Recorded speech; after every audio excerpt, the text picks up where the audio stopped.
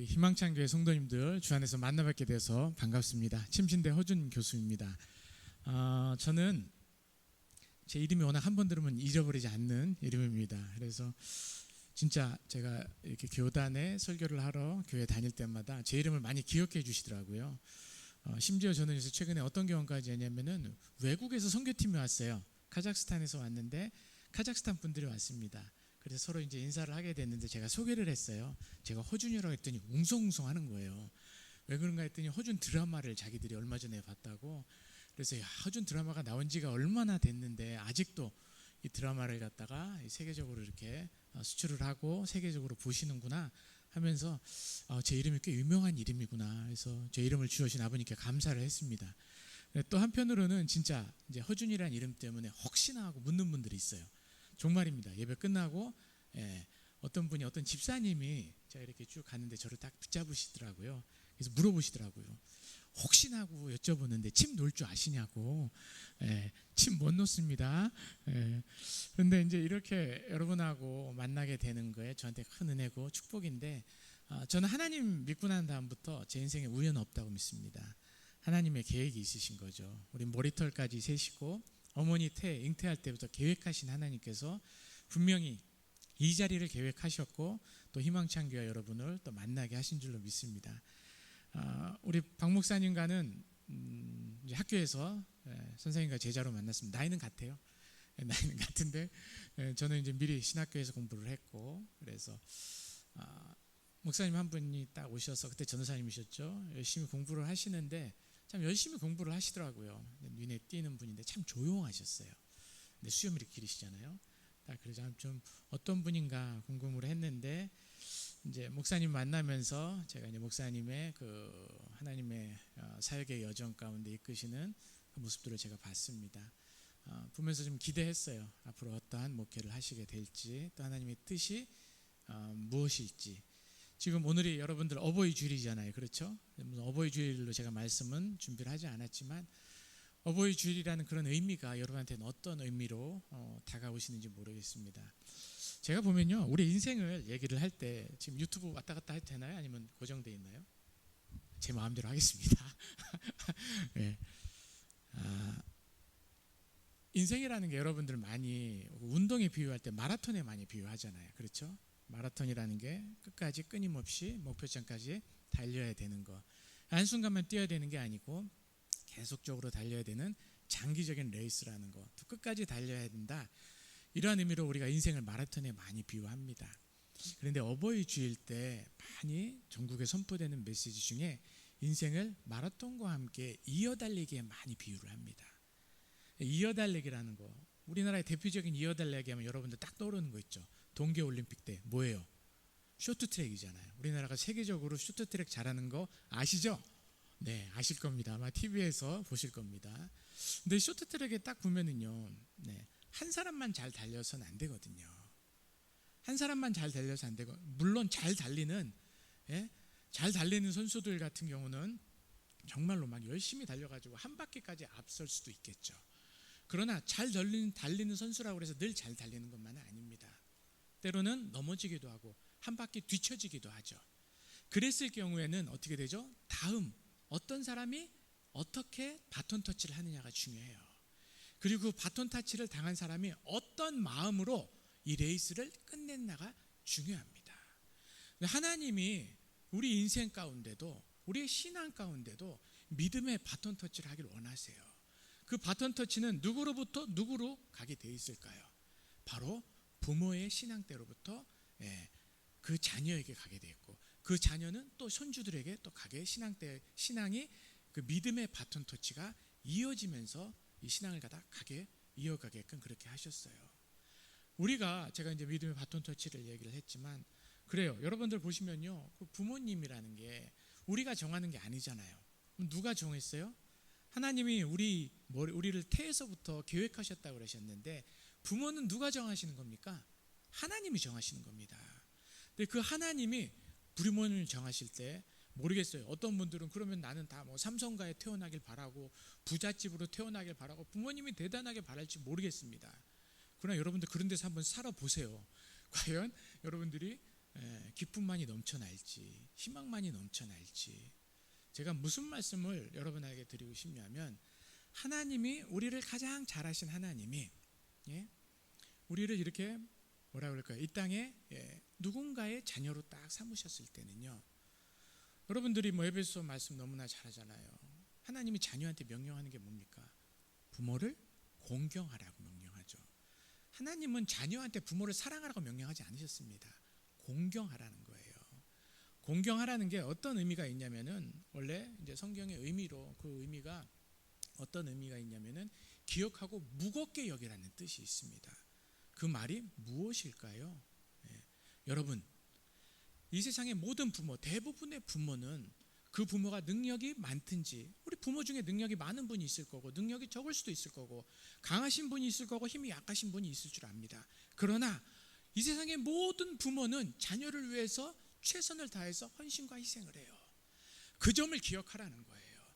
그 점을 기억하면, 네 부모를 공경하면 그 다음부터는 누가 그 인생을 갖다 책임지신다는 거예요? 하나님이 책임진다는 거예요. 네가 땅에서 잘되고 장수하리라. 결국 오늘 제가 말씀드리려고 하는 말씀이 그거예요. 결국 이 땅의 복의 근원은 누군가? 그 복의 근원을 가진 하나님이 어떠한 말씀으로 우리에게 말씀하고 계신가? 그 말씀의 의미가 우리한테 어떤 의미가 있느냐? 이 세상을 움직이시고 다스리신 분이 누구십니까? 만군의 여호와십니다. 하나님의 말씀을 기억한다는 의미가 뭘까요? 부모를 공경하라고 하신 그 말씀의 의미가 뭘까요? 부모에 의해서, 부모의 능력에 의해서 우리가 좌지되는 인생이 아니고, 우리가 부모가 최선을 다하신다는 우리가 부모가 우리의 삶을 위해서, 여러분, 하나님 우리가 아버지라고 얘기를 하잖아요. 우리 너무너무 사랑하시 자기 독생까지 주셨죠. 근데 그 하나님이 너무너무나 우리를 사랑하시기 때문에 이 땅에 또 두 분을 또 허락하셨어요. 그분이 누구예요? 부모님이에요. 아버지와 어머님입니다. 하나님도 최선을 다하지만 부모님도 최선을 다해서 자녀들을 키우시거든요. 부모가 돼보면 알잖아요. 저도 아들만 셋이 있습니다. 아들만 셋이 있는데 별로 안 놀라시네요. 한번 키워보실래요? 둘이 쌍둥이입니다. 이러한 아들만 이렇게 키우다 보니까 제가 느끼는 게 딱 있어요. 이 땅에 부모들, 쌍둥이를 키우면 제가 많이 느꼈던 것 같아요. 쌍둥이는 혼자만 키우면 엄마가 쓰러집니다. 그러면은 엄마도 쓰러지고 쌍둥이도 제가 다 봐야 돼요. 그러니까 어떻게 되냐, 제가 초죽음이 됩니다. 그래서 제가 육아를 첫째 때는 못 뛰어들었던 것 같아요. 많이 못 도와줬어요. 근데 이제 쌍둥이가 딱 둘째, 셋째로 태어날 때는 제가 육아에 뛰어들었습니다. 왜? 제가 살라고. 그냥 쓰러져 버리면, 제 사모 쓰러져 버리면 그냥 다 난리가 나버리는 거예요. 그러면서 제가 부모 마음을 조금씩 경험을 했던 것 같아요. 그러면서 제가 하나님 말씀에 동의가 되는 거예요. 어떤 말이 동의가 되느냐? 내 부모를 공경하라. 내 부모를 공경하라. 그 부모는 너를 위해 최선을 다하고 있다. 제가 이걸 어떻게 아냐면, 제가 나이가 들면서 점점 느끼는 거예요. 제가 이제 55세입니다. 한국 나이로 55세인데 제가 이제 아버님 이제 90세가 다시 되셨어요. 그 아버님의 모습을 보시니까 제가 55세인데, 여러분 50세가 세상에서 치이는 나이잖아요. 밑에서 치고 위에서 치고, 막 다 치이는 나이입니다. 여기저기 사방에서 다 치여요. 일도 많고.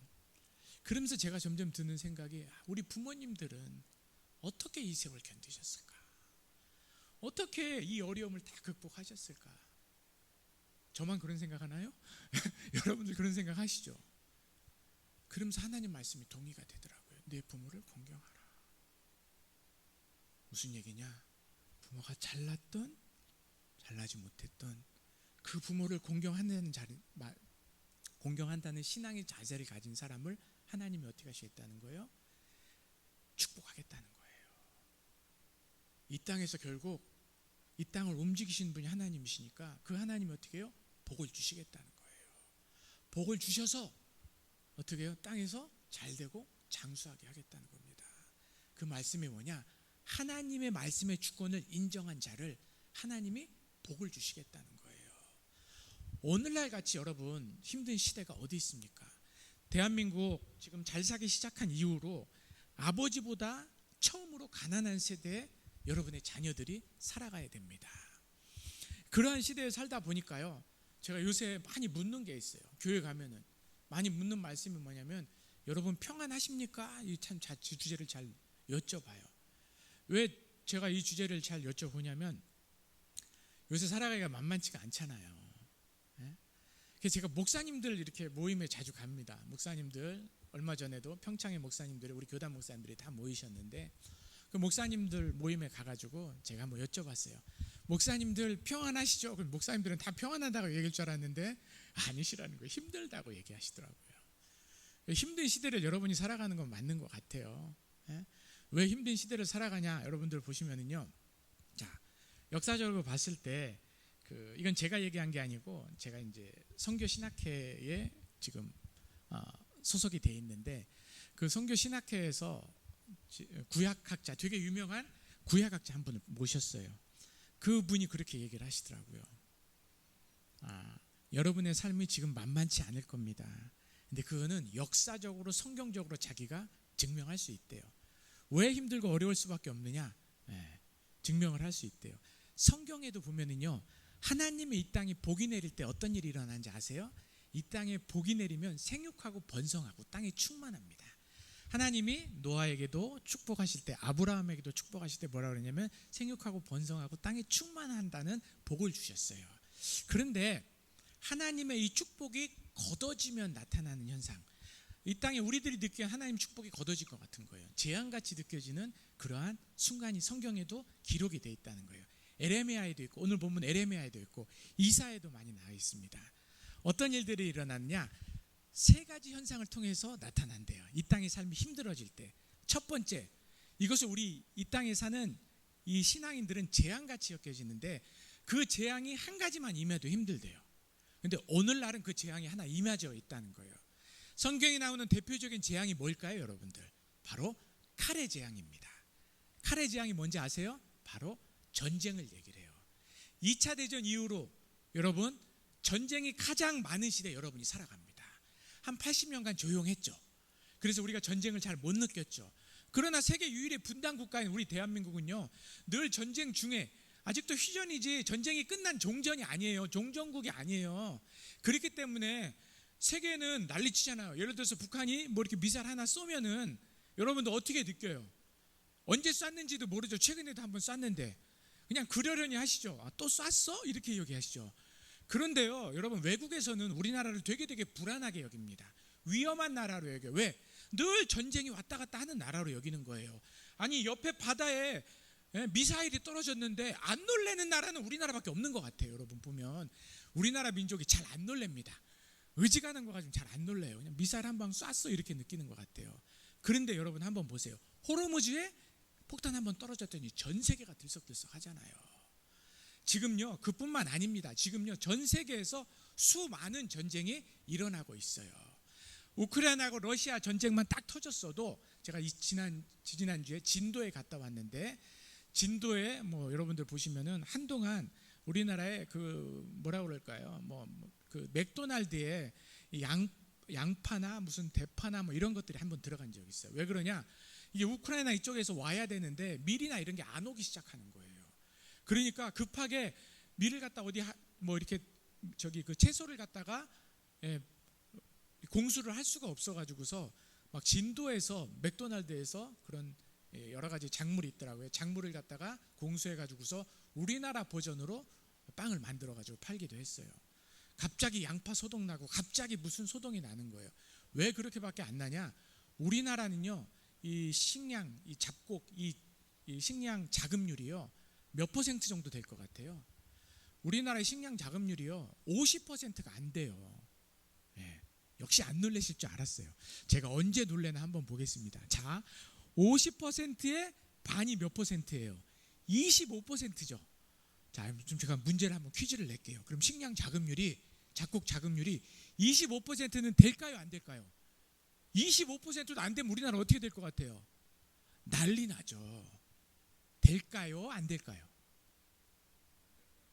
23%입니다. 맞습니다. 역시 안 놀라시는군요. 23%예요. 무슨 얘기냐? 전쟁이 한번 나고요, 우리나라 주위에 뭔가 빵 일이 터지잖아요. 그러면은 제일 위험한 나라 중에 한 곳이 있는데 그 나라가 대한민국입니다. 여러분, 아직도 전쟁하고 있죠. 휴전하고 있죠. 예, 자금률도 낮죠. 그런데 여러분하고 여러분 부모님들이 정말로 열심히 뛰는 거예요. 그 23%의 70몇 프로의 간극을 줄이기 위해서 최선을 다해서 뛰기 때문에 우리가 지금 못 느끼고 있을 뿐입니다. 그래서 한국이 어디 나가면 살아남잖아요. 예? 하도 지독하게 경쟁을 해가지고. 그런데 지금 그 한계에 와닿았다는 거죠. 우리가 지금 왜 힘들 수밖에 없느냐? 이 칼의 재앙이 임하는 시대에 살고 있기 때문에 힘들 수밖에 없다는 거예요. 그러면 재앙이 지금 하나만 있어도 힘든데 그 교수님이 뭐라고 그러냐면은 성경에는 또 하나의 재앙이 나타난다. 두 번째 재앙 뭘까요? 기근입니다. 기근. 지금요, 여러분이 아실지 모르겠지만 아까 제가 식량 자급률에 했지만 전 세계적으로 기근이 엄청나게 일어나고 있어요. 대표적으로 예를 들어볼까요? 여러분 커피 좋아하시죠? 그 커피 브라질 산지나 이런 데 지금 기근 나가지고 난린 거 아세요? 그랬더니 무슨 값이 올라갑니까? 여러분 커피 값이 막 올라가고 있어요. 어떠한 한 곳에 이러한 큰 영향이 딱 내쳐지면요, 전 세계적으로 브라질 같은 데 지금 엄청난 기근이 일어나서 커피 산지가 난리거든요. 그랬다가는요, 전 세계에 큰 영향을 주는 그러한 결과를 낳을 수밖에 없는 시대에 살아갑니다. 자, 성경에서 세 가지 기근이 있다고 그랬는데 그 중에 한 가지가 뭐예요? 칼의 재앙이고요. 두 번째가 기근입니다. 지금 칼의 재앙과 기근이 이 땅에 일어나고 있어요. 그러니 여러분 삶이 쉽겠어요? 어렵겠어요? 어렵죠. 지금 끄덕끄덕 하시는 어렵죠. 쉽지 않죠. 자, 성경에는 하나의 재앙이 더 있습니다. 근데 이게 원래 하나만 있어도 힘든 거예요. 지금 두 개는 지금 우리 시대는 오늘날 일어나고 있습니다. 또 하나의 재앙이 있습니다. 또 하나가 뭘까요? 바로 성경에 수없이 나오는 재앙이 있어요. 뭐예요? 바로 전염병입니다. 여러분, 우리 작년에 코로나 이제 팬데믹에서 엔데믹으로 감염병이 1단계부터 6단계까지 있거든요. 제일 위에가 팬데믹이에요. 전 세계에 영향을 주는 거. 그 밑에가 엔데믹입니다. 이제 엔데믹 선언 작년에 했잖아요. 독감 정도로 선언이 됐잖아요. 원래는 이렇게 팬데믹 같은 게 역사적으로 보면요, 100년에 한 번 정도밖에 안 일어났어요. 그런데 한 20년 동안, 한 10여 년 동안에 최근에 데이터를 봤더니 이게 100년에 한 번씩 일어나는 게 아니고요. 여러분 2000년도, 2012년도 그때 신종플루 기억하시죠? 주사 다 맞으셨잖아요. 대부분 맞으셨어요. 저도 맞았어요. 저도 그때 이제 강남에 있었는데 그때 이제 삼성병원 가가지고서 막 줄 서가지고 맞았던 거 기억나요. 몇 군데 이렇게 마련해줘가지고. 그런데 그 재앙이 100년에 한 번씩 일어나는 게 아니고요. 지금은요, 그런 팬데믹 같은 재앙이 3년에서 5년 사이에 한 번씩 일어난다는 거예요. 그러니까 지금 코로나 끝난 지가 지금 작년에 끝났으니까 지금 2년 차잖아요. 근데 지금 여러분 가끔 뉴스 들으면 무슨 전염병 이곳에 나타났다 들려요, 안 들려요? 들리죠. 이제 머지않아 또 자연스럽게 또 이 전염병이 또 일어난다는 거예요. 참, 그러니까 여러분들이요, 어려운 시대에 살아가는 건 맞아요. 성경에서 나오는 하나의 재앙만 있어도 힘든 시대인데 지금은 성경에 나오는 재앙 3종 세트가 다 임한 시대에 여러분이 살아가고 있다는 거예요.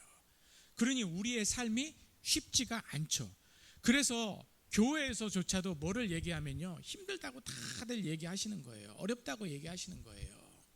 이렇게 사람들은요, 이러한 상황 중에서 삶의 여러 가지 문제, 풀리지 않은 문제, 뭐 전쟁을 제 힘으로 해결할 수 있습니까? 전염병을 제 힘으로 해결할 수 있습니까? 그 외에 여러 가지 상황을 제 힘으로 해결할 수가 없잖아요. 그러면요, 이렇게 막 전쟁의 소식이 끝내지 않고 막 이러한 혼란이 계속되면 사람들은요, 방향과 삶의 방향과 길을 찾는 것에 되게 어려워합니다. 힘들어해요.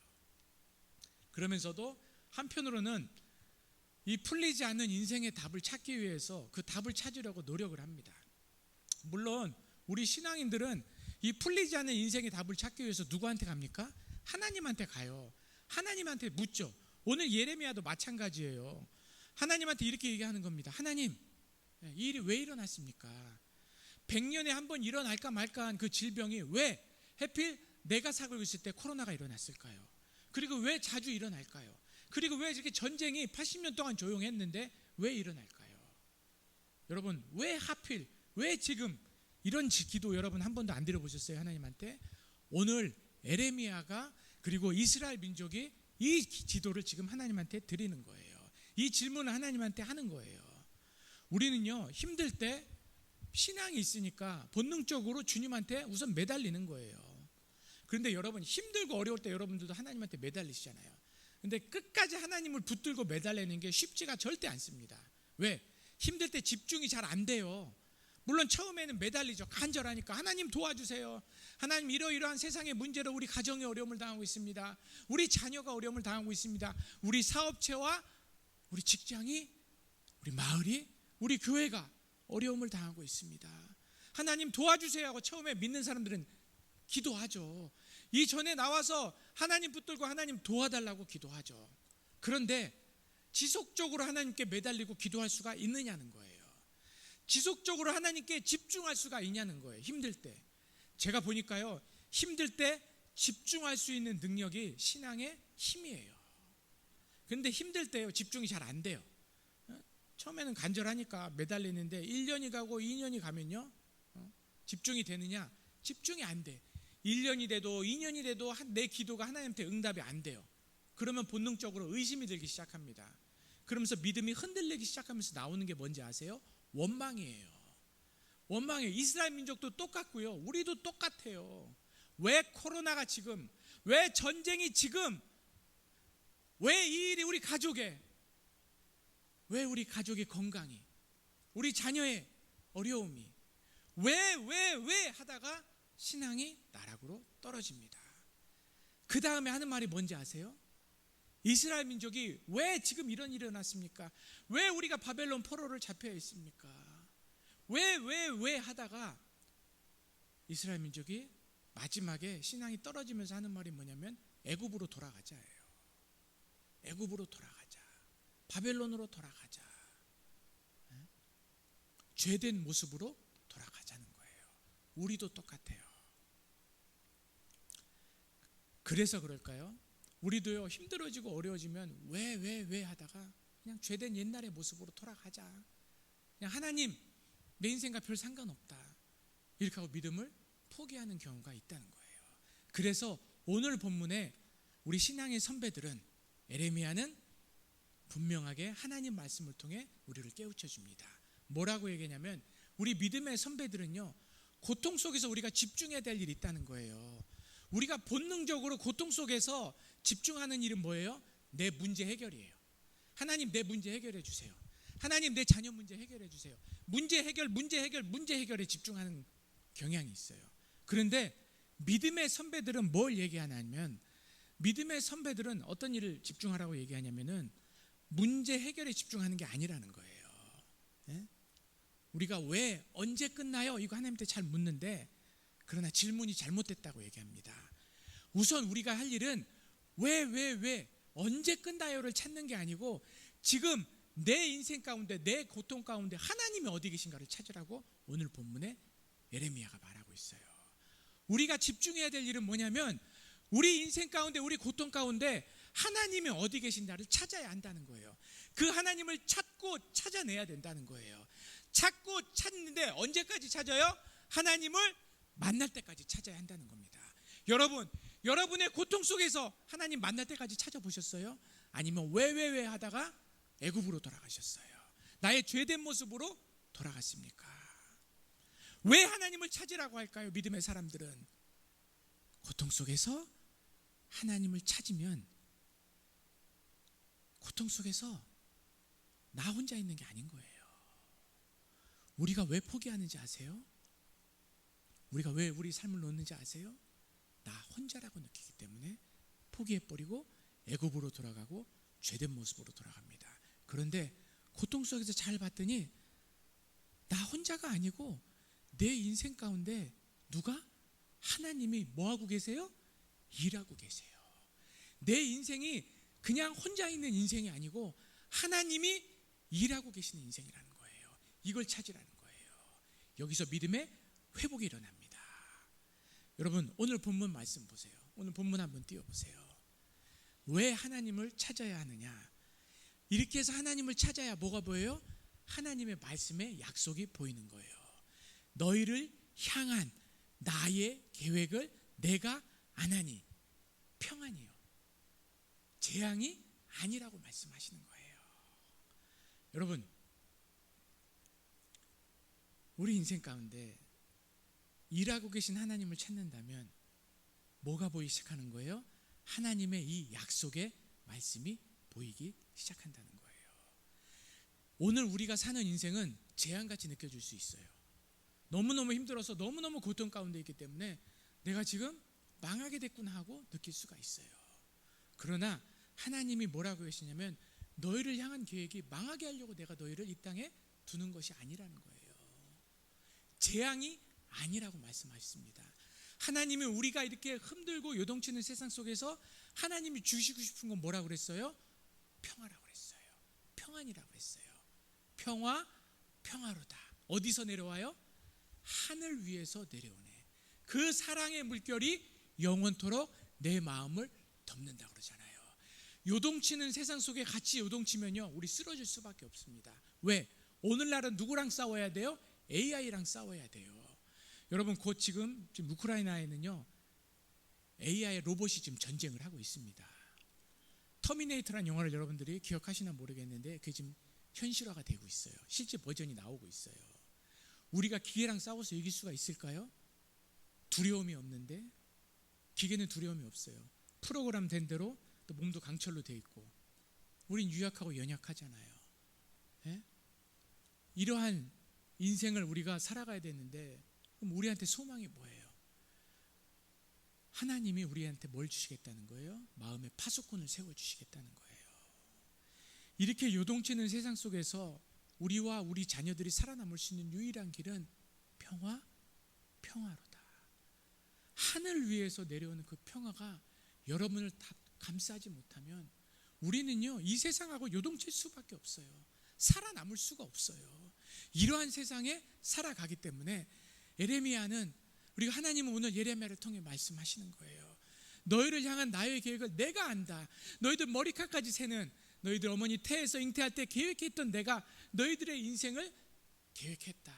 하나님이 우리에게 주신 구역은 자로 줄로 재워 주었다고 그랬잖아요. 하나님이 우리한테 허락하시는 인생은 줄로 재워 주셔서 하나님이 계획하고 있는 인생입니다. 그래서 하나님을 붙들고 그 인생을 걸어갈 수 있는 힘과 능력이 나한테 있어야 돼요. 그러면 넘겨납니다. 이겨냅니다.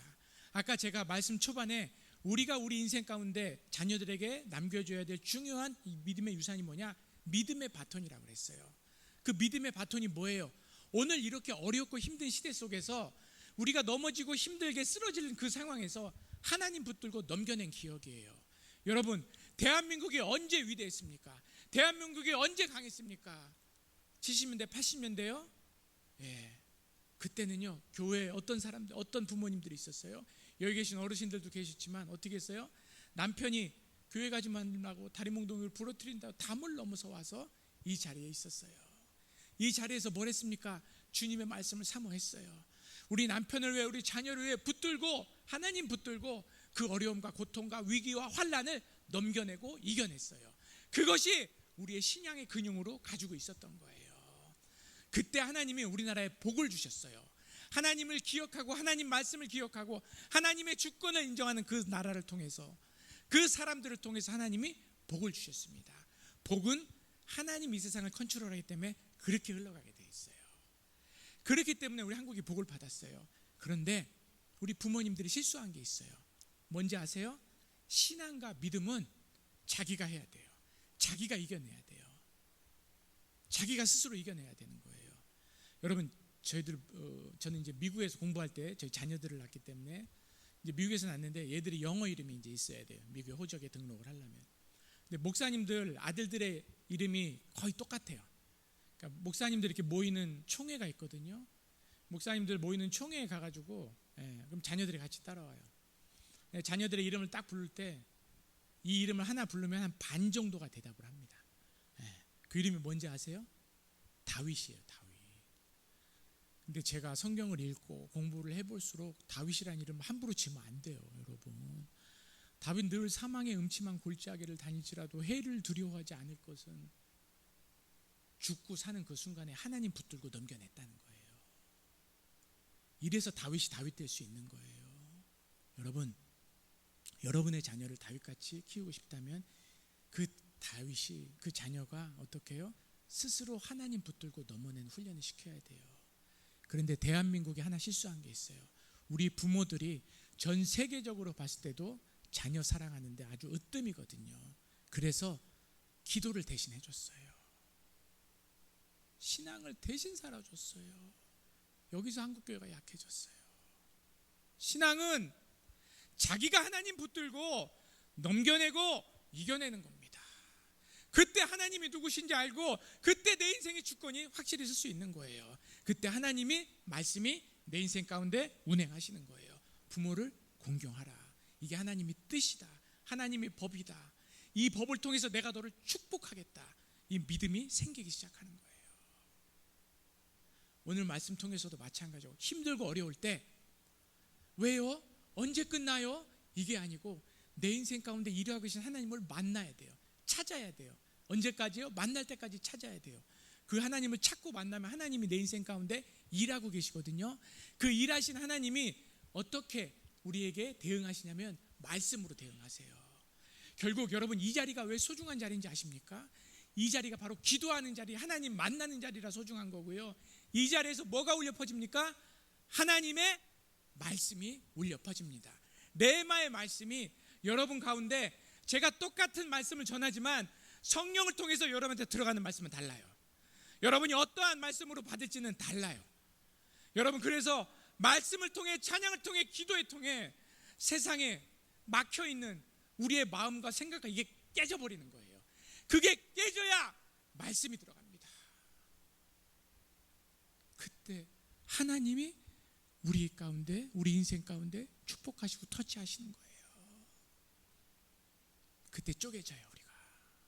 그러면서 말씀이 내 안에 파수꾼을 확 심어주는 거예요. 너희를 향한 나의 계획을 내가 아나니 평안이요 재앙이 아니니라. 그 다음 말씀이 너무너무 은혜롭지 않아요? 너희에게 뭘 주는 것이다? 미래와 희망을 주는 것이다. 하나님 우리에 대한 약속은 뭐냐면 이 어렵고 험한 세상을 내가 지혜를 주겠다. 내게 함께한 사람을 붙여주겠다. 너에게 함께 하시겠다는 거예요. 그 희망을 어떻게 하는 거예요? 그 어려움을 어떻게 하라는 거예요? 뚫고 나가게 지혜와 능력을 주시겠다는 거예요. 그렇게 뚫고 나간 사람이 누가 되는 거예요? 다윗이 되는 거예요. 여러분 이스라엘 국기에 보면 큰 별이 있습니다. 그 별이 누구의 별인지 아시죠? 다윗의 별입니다. 우리나라로 얘기하면 광개토대왕 같은 사람이에요. 가장 큰 영토를 가지고 있었지만 이스라엘 민족과 세계 사람들은 다윗을 영토를 크게 했다고 다윗을 인정하기보다는 그 사람의 믿음과 신앙을 인정하는 거예요. 여러분 이렇게 하나님께 다가갔을 때 뭐가 들려요? 하나님의 음성이 들리기 시작합니다. 말씀이 들리기 시작하는 거예요.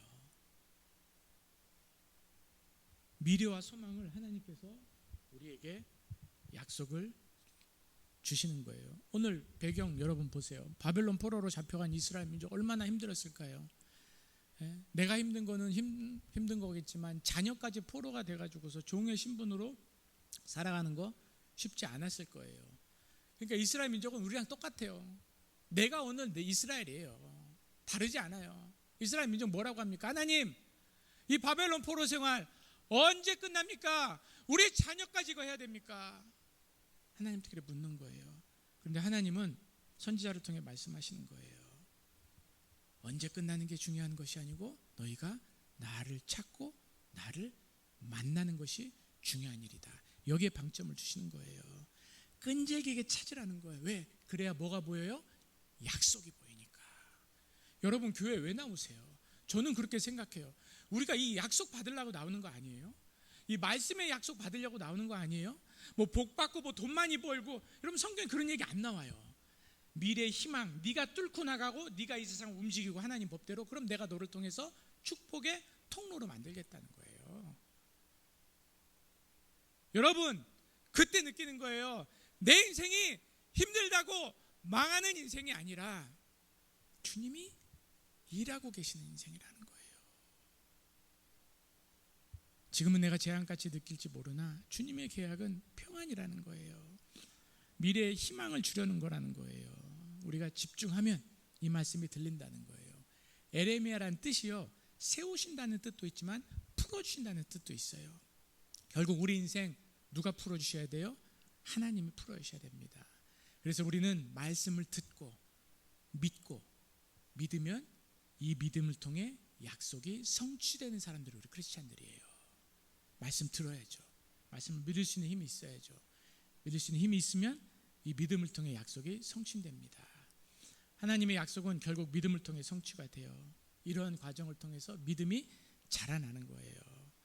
혹시라도 주님의 모습이 지금 보이지 않는다면 과거에도 나에게 함께 하셨고 우리 믿음의 조상들에게 함께 하셨던 하나님을 기억해내는 일에 더 많이 집중하시기를 주님으로 축원드립니다.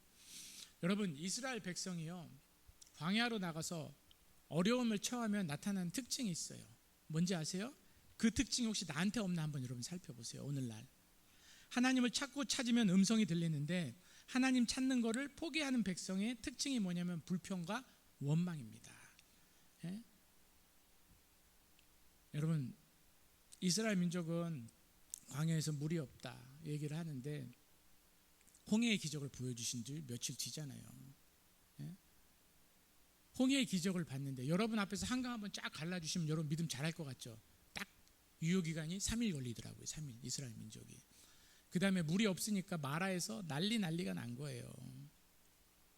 놀라운 사실은 어려움 속에서 모세가 기도하죠. 찾고 찾으면 나를 만나리라.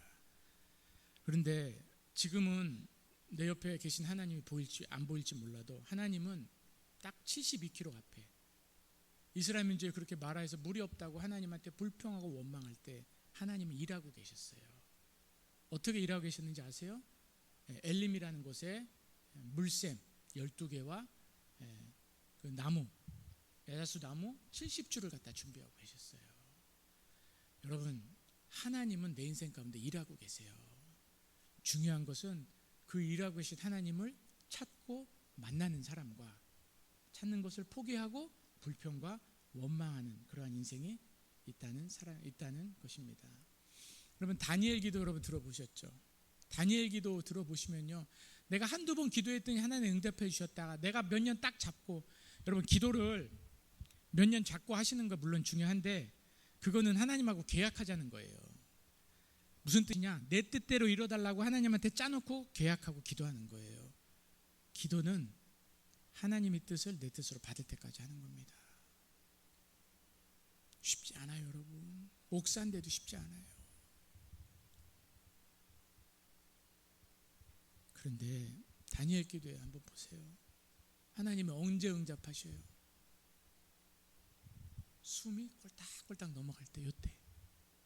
왜 그럴까요? 우리 두 손 있죠. 한쪽 하나님 붙잡고 한쪽 세상 잡아요.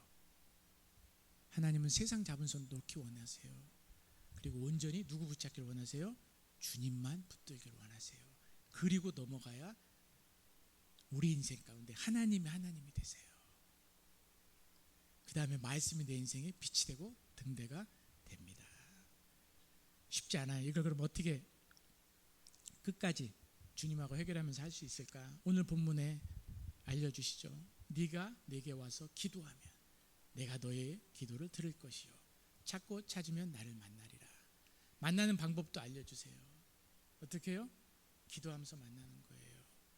모세가 홍해바다 앞에서 앞으로는 홍해고 뒤에는 이집트 군대가 쫓아오고 양쪽은 큰 바위산이고 앞으로 가도 길이 없고 뒤로 가도 길이 없고 양옆으로 가도 길이 없을 때 보이지 않는 길을 뭘로 뚫죠? 기도로 뚫어내잖아요. 2주 전에 진도에 갔을 때 제가 한 주만 빨랐으면은 그 모세의 기적을 볼 수 있었는데 한 주 늦게 가서 못 봤어요. 그래서 제가 1년에 한 번 정도는 진도를 갔는데 내년에 좀 맞춰가지고 가보고 싶은데 모세의 기적으로 이렇게 진도에 길 열리는 거 아시죠?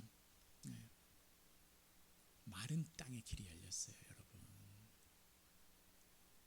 이게 하나님의 역사입니다. 말씀을 마치고자 합니다.